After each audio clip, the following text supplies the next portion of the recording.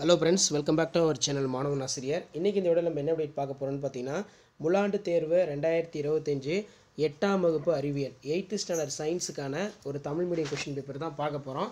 So அதை பார்க்குறதுக்கு முன்னாடி மாணவன் ஆசிரியர் யூடியூப் சேனல் சப்ஸ்கிரைப் பண்ணிக்கோங்க. கீழே இருக்கக்கூடிய பெல் ஐக்கானை ப்ரெஸ் பண்ணி ஆல்னு வச்சுக்கோங்க. நமக்கு முழாண்டு தேர்வு 2025 8ஆம் வகுப்பு அறிவியல் பொறுத்த வரைக்கும் டோட்டல் மார்க் வந்து பார்த்தோன்னா 100. டைமிங் வந்து பார்த்தோன்னா 3 hours. இதில் சரியான விடையினை தேர்ந்தெடுத்ததுக்கு ஒரு 10 கொடுத்துருக்காங்க. ஸோ அதுக்கு கீழேயே வந்து பார்த்திங்கன்னா நமக்கு கோடிட்டடம் இதெல்லாம் புக் பேக்கை நல்லா நீங்கள் தரவாக படிச்சுக்கணும். ஸோ கண்டிப்பாக இந்த கொஷின் பேப்பர்லேருந்து கொஷின்ஸ் எல்லாம் உங்களுக்கு அப்படியே ரிப்பீட் ஆகும்.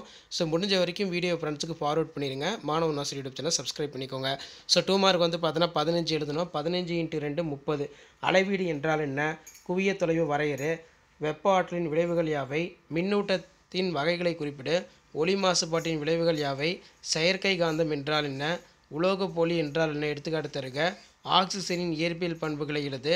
அயனி தொகுப்பு வரையறு. தன்வெப்ப ஏற்புத்திறன் என்றால் என்ன? நிறங்காட்டி என்றால் என்ன? இயற்கை வாயுவின் தன்மைகள் இரண்டினை குறிப்பிடு. தாலஸ் வரையறு. எலும்பு மண்டலம் சிறுகுறிப்பு வரைக. வளரிளம் பருவம் என்றால் என்ன? பயிர் சுழற்சி என்றால் என்ன? தமிழ்நாட்டில் உள்ள ஏதேனும் 2 வனவிலங்கு சரணாலயங்களை குறிப்பிடு. தரவுகளை வரிசைப்படுத்துதல் என்றால் என்ன? அடுத்து பார்த்தீங்கன்னா, பித்தாளை பாத்திரங்கள் நீண்ட நாட்களுக்கு பின் பச்சை நிறமாக மாறணும் காரணம் என்ன? பித்தாளை பாத்திரங்கள் நீண்ட நாட்களுக்கு பின் பச்சை நிறமாக மாற காரணம் என்ன? இது ஒரு முக்கியமான வினா. இதெல்லாம் 5 மார்க் தான். அன்றாட வாழ்வில் வெப்ப கடத்தியின் பயன்கள் யாவை? நெக்ஸ்ட்டு வந்து இயற்கை வாயுவின் நன்மைகளை குறிப்பிடு. வளரும் பருவத்திற்கான தனிப்பட்ட சுகாதார பழக்க வழக்கங்கள் ஏதேனும் 4 எழுதுக.